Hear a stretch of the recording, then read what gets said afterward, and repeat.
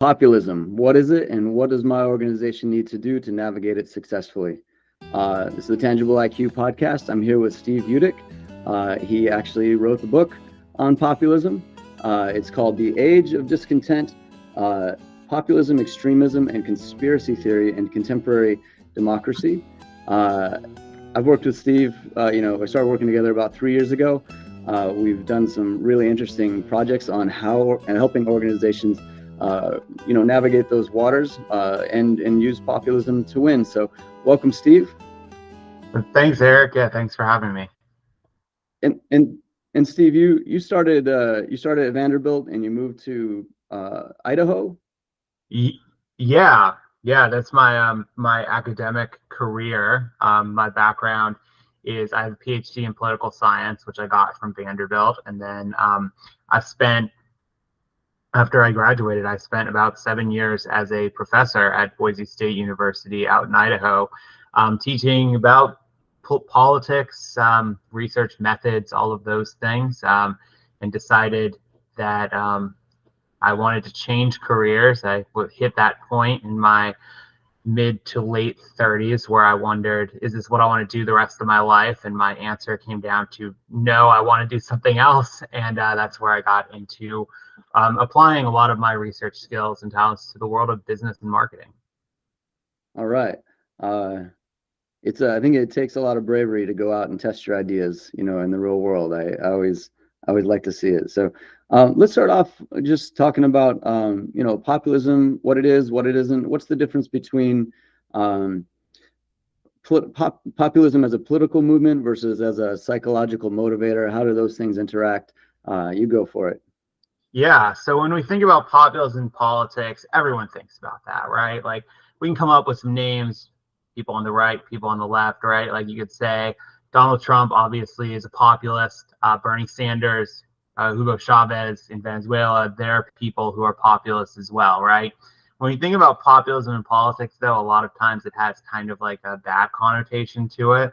The overall idea behind populism, right, is this idea that the populists will often push against, kind of the corrupt leadership, people in power that are corrupt, who are kind of screwing over the common person, right?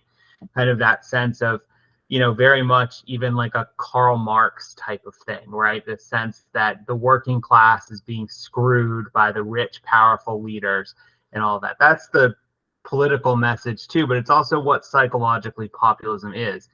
Now, it gets a bad connotation in politics because I mentioned some people, and a lot of people in that are populist leaders, they use those messages, and then when they get into power, they become that person who's the powerful person screwing over the common person, right? So it ends up, populism a lot of times doesn't work in politics because that person who says, I'm the one who can come out and help you, doesn't actually help people, right? Populism is a concept, though, and what it can do for the average person is that sense of like, it's the average person standing up against big, powerful interests that could be harming them, right? It's kind of the reason why it works so well in politics is because it sounds really good, right?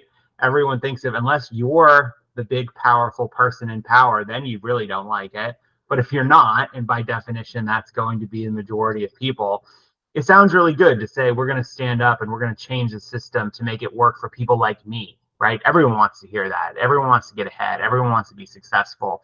And populist messaging says we can do that if we can just do something to stop those people in power from screwing you over. And it's kind of a funny contradiction, right? To believe that. So we've got like the monarchy, the aristocracy, and the people. Like the idea that the top of the pyramid is going to serve populist ideals. It's kind of like a contradiction in terms. Is there a way that ever gets reconciled? There is a way it can get reconciled. I don't think we see it get reconciled much in politics, because every example I can think of populists coming to power is they're maybe not as much of a populist when they rule. They're more of an authoritarian a lot of times, right?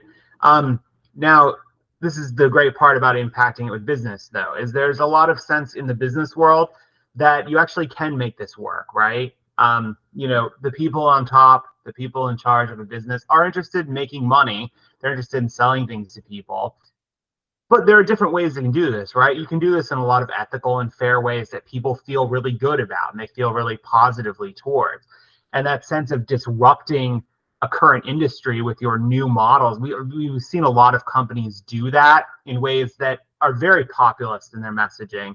And they're very much about disrupting the current chain of things and saying that there's these corporations right now that are not looking out for the average consumer, but our corporation does, and people actually feel pretty good about that. It hasn't failed all the time like it has in politics.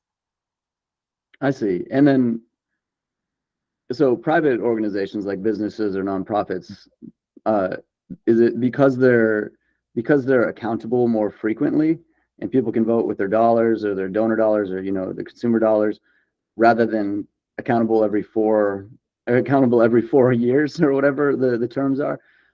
It seems like that creates a mechanism that gets people closer to the results that they want in some cases. Is that a good way to think about it? I think that's a great way to think about it, right? You're constantly being held accountable. If your messaging doesn't work, right? If your whole brand identity is around, we're going to help people out and we're going to work for you, we're going to work for the customer, and then they realize you don't do that, you're going to get in trouble, right? Politics, it's not just the accountability doesn't come very often, but also it's so disconnected in a lot of ways, right? Of like, you can say like, well, yeah, this politician did not keep all of their promises, but I still like them better than the other person or other people I could vote for, right? I think that's a lot of how people kind of feel about Donald Trump, right? They're saying, I don't like a lot of the things he did, but if someone's a Republican and they say, what am I going to do? Am I going to vote for the Democrats? Like, no, that's not something they're going to do. So they're kind of with their alternatives. It's easier to break those promises. In the business world, for the most part, unless you're trying to buy like cable or something, you usually have more than 1 or 2 choices for what to do, right? And you can more easily move on to something else that provides that service for you that doesn't break those promises. I see. So it's not just about the cadence of accountability, but also it's about having alternatives. Now, who have you seen anybody who's winning in this space, that they're presenting themselves as the good alternative in order to harness populist psychology? Yeah, I think one brand that's been doing it for I think almost 50 years now is Southwest Airlines coming in with a super populist message, right? Their whole like no fees, transparency. In fact, so many of the things that they do is particularly like railing against what every other airline is doing, right? And the message is always that these people are trying to rip you off. We're going to tell you a price, and that's the price you're going to pay, right? Like the no bag fees, right? Once everyone started charging bag fees, Southwest came out really quickly and said, we're not going to do that to you, right? Like you can bring your bags, you can check your bags, it's fine. We're going to do that, and we're not going to charge you any extra. And I think it resonates really well with customers, and it's continued to resonate because, like, I don't know if you've ever been allured by the booking of like Spirit Airlines or something, and you see some very cheap $9 for the flight. Yeah, it's $9 until you want to bring on a carry-on bag, which costs you like $60 or something, right? Like, so if you're traveling, it's really cheap if you're traveling with like no possessions at all, just whatever can fit in your pockets. But they're kind of like the opposite of that, right? The add-on to everything. But even the major legacy carriers started charging people for everything, and Southwest said, we're not going to do that. And in fact, they pivoted their entire brand around saying, we don't do any of this stuff. We're looking out for you. We want to be transparent. We want to be clear. We want to give you the things you like included for one price. So they're finding something that makes people feel bad, and the perception is they're being screwed by the man, and they're saying, we are not the man, we're one of you, and all we do is like get you from A to B at an honest price. And they used to give, I'd say I wish they did still, but I don't drink, but they used to give booze to business travelers when they first started out. They give you a bottle of booze with your ticket, which seems about as populist as you can get. Right, yeah, looking out for you. Here's your free booze, right? The thing they've always charged you for. We're gonna give it out to you, right? Like those types of things. Yeah. Is there anybody else in the space that you think is doing a nice job or approaching it in an interesting way? Yeah, I think there's one interesting way that I've thought of. It's not a company that does this like this, but it's just a sense that you don't need to be seen as a discount brand to be doing this, seen as somewhere that's cheap, is Tesla with how they're handling car sales models, right? They're really working on disrupting the existing dealer model. I don't know, anyone Right. who's ever kind of purchased a car, I don't know if you get the same anxiety I do about having to go to the car dealer and having this like incredibly adversarial kind of battle with them Right. about here, what's this, it's like they don't even really have the price on the stickers anymore, right? Like they used to at least have that fake price on the stickers, but now it's like, how much is this car? I don't know. They'll tell How you much some, money do you have? Yeah. they'll tell you a price, but they'll never try to tell you at first the exact price of the car. They'll be like, oh, it's a monthly payment of this much for this many months, and then it changes wildly, and they all these weird tactics that they go back in secret to talk to someone about something, and they come back and it's cheaper, but it's never what you asked for. It's like this, you can see I don't like it. It's a terrible experience dealing with car dealers, right? And different people get different prices all the time. Tesla has said they're going to disrupt that. You want to buy a Tesla, you buy it from us. You buy it directly from our brand. And you know what, this feature has a price, this model has a price, and every feature has a price. And when you go from there, you kind of say that's what it's going to cost you. And I think that's getting at a populist message in a way that's not that's about that idea that you're being screwed. But even like luxury consumers are being screwed, Yeah. right? Like kind of the sense that all of these other car brands, like you don't want to go to the dealer, you don't want to pay some kind of price you don't know what you're going to pay when you go in there. You want to buy this a Prius, let's say, right? Like, and you go to one dealer, it's going to cost you one thing. You go to this other dealer down the street, it's going to cost you something else. And Right. then if you manage to pit them together, you might actually get a good price if you have a day or two to get them to get in fights with each other and things like that. And if you have all this time to do it, you want to buy a Tesla, you go on our website, you pick all the things you want, you get your car, there's a price, and you're getting the best price because you're getting the same price that everyone else has, right? And I think it's them really taking something that they knew frustrated a lot of people and a lot of people felt really negatively about because they felt like they were getting a bad deal. And they worked to put that in, even for a brand that is a luxury brand. So it's not just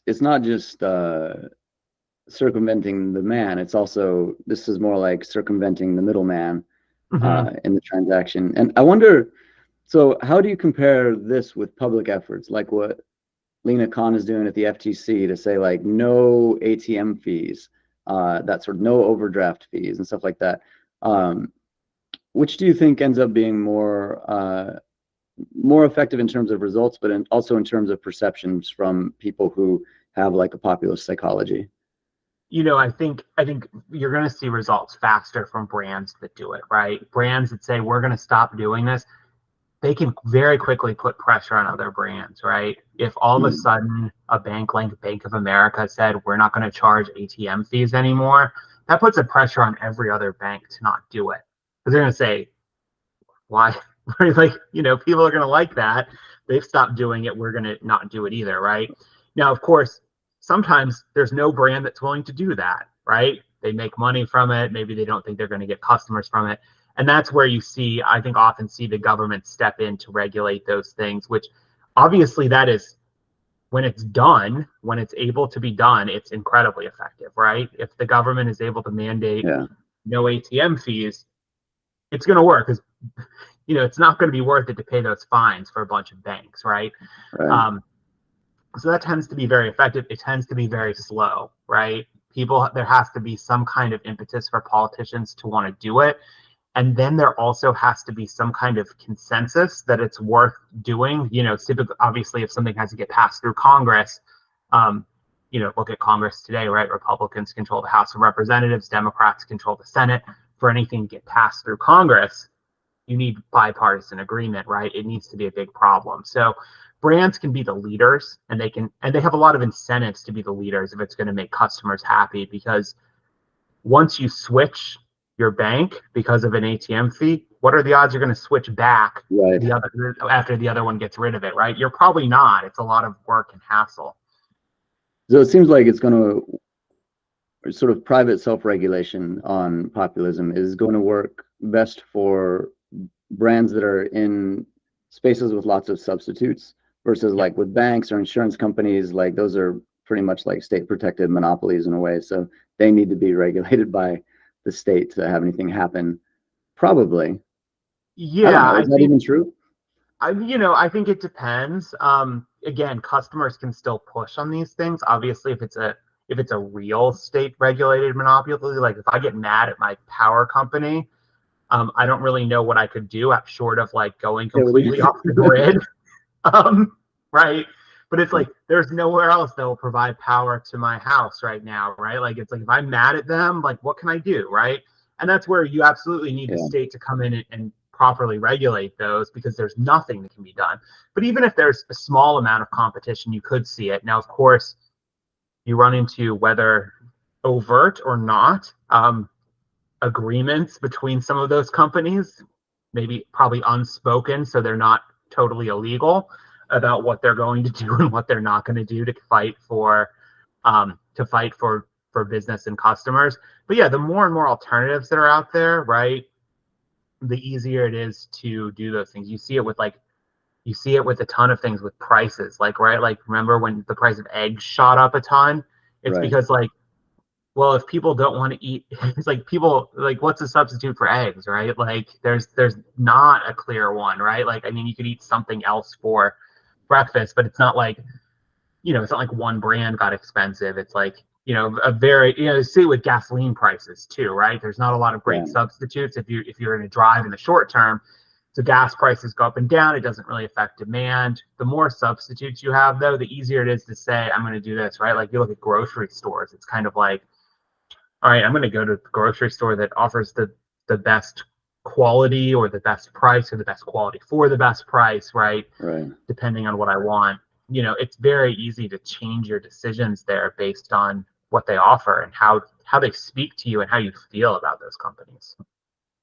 I think it makes people feel bad to have to leave categories for other, like it makes people feel good to leave brands for other brands in a category, but it makes people feel bad to have to leave eggs for cereal, right? Right. Like that's a major lifestyle change. You've changed protein to carbohydrates. So Right. yeah. So it's probably even more popular if you can prevent people from having to make those categorical changes. Right. Okay, let's say that I am a private company or an NGO, and I'm in a space with lots of substitutes, potential substitutes, and I want to engage on a project for how do I win on populism? What do I need to do? Yeah, the first thing you need to do is you need to figure out what frustrates customers in this space, right? Why are customers in this space unhappy, right? Like, and it's kind of a reverse way of thinking about things, right? Oftentimes you think of, to gain customers, you want to think, what makes customers happy? What do they like, right? But using a populist message, you want to say, what do they not like? Like, what are customers really frustrated and upset about in this space, right?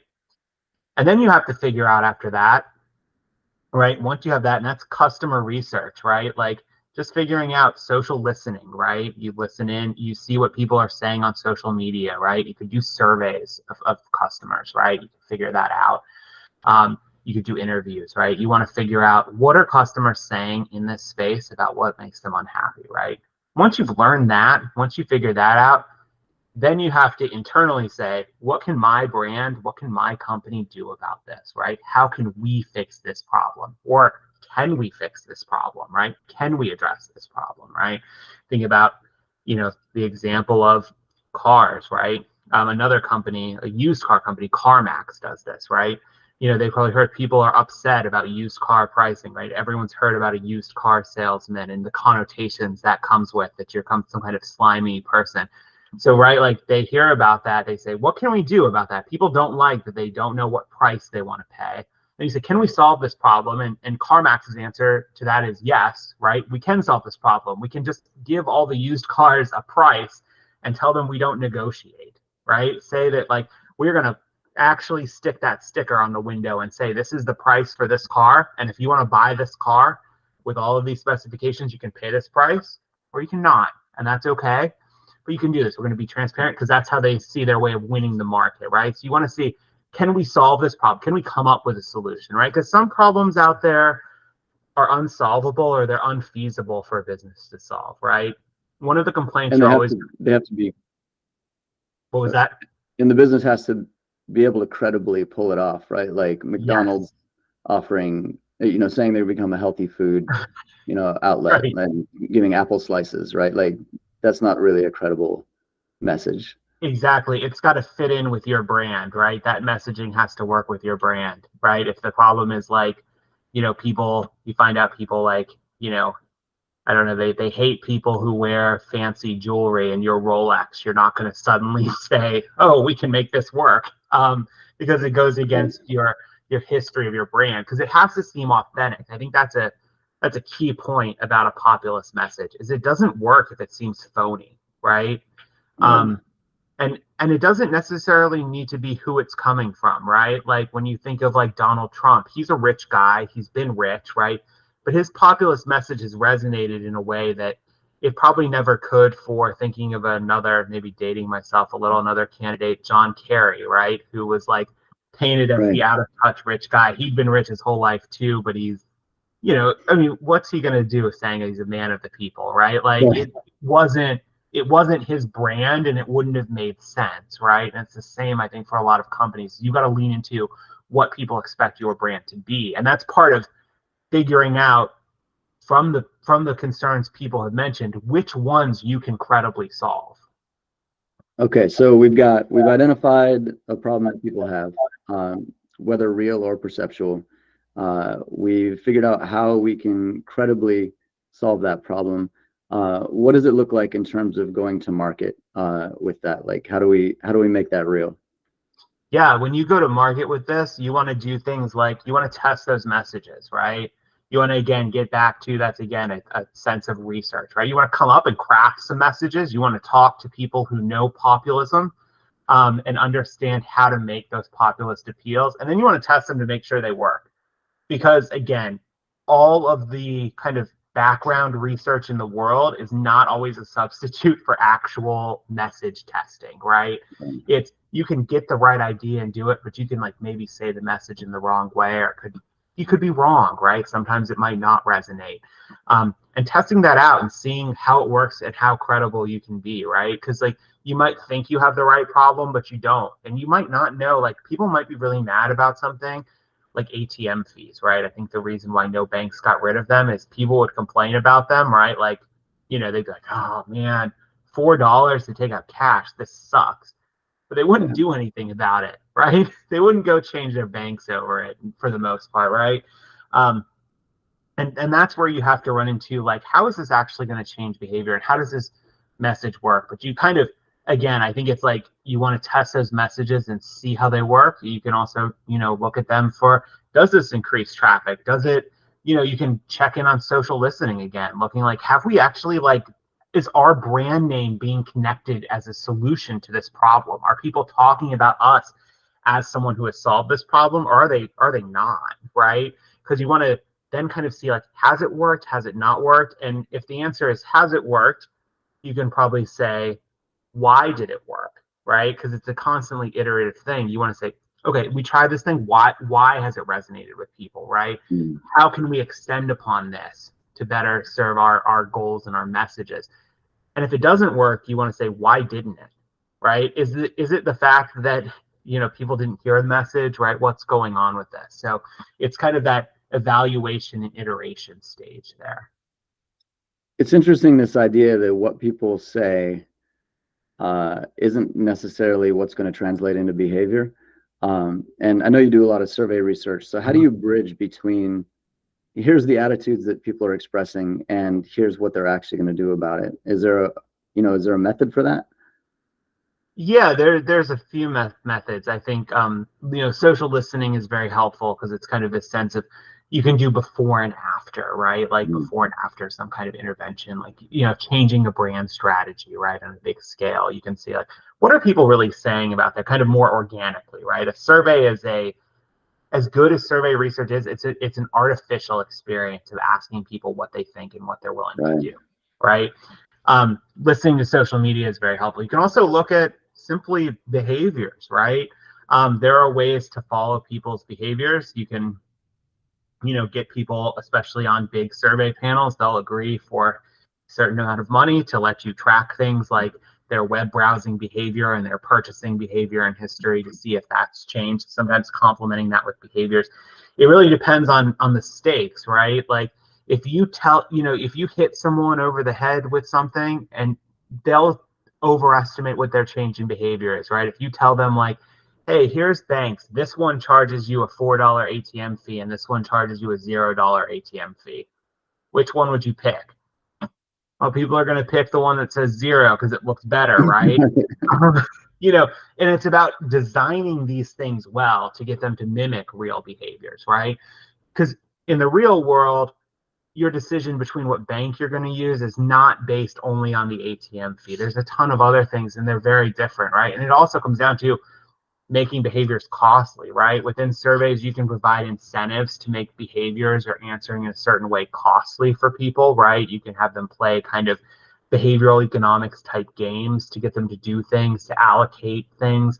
There are better ways to ask questions than just saying, what would you do in this situation? Yeah. And in surveys, you have to be better than that in order to get accurate senses of people's actual behavioral intentions, because there's 1,000 reasons why people will tell you they do something that they're not going to do.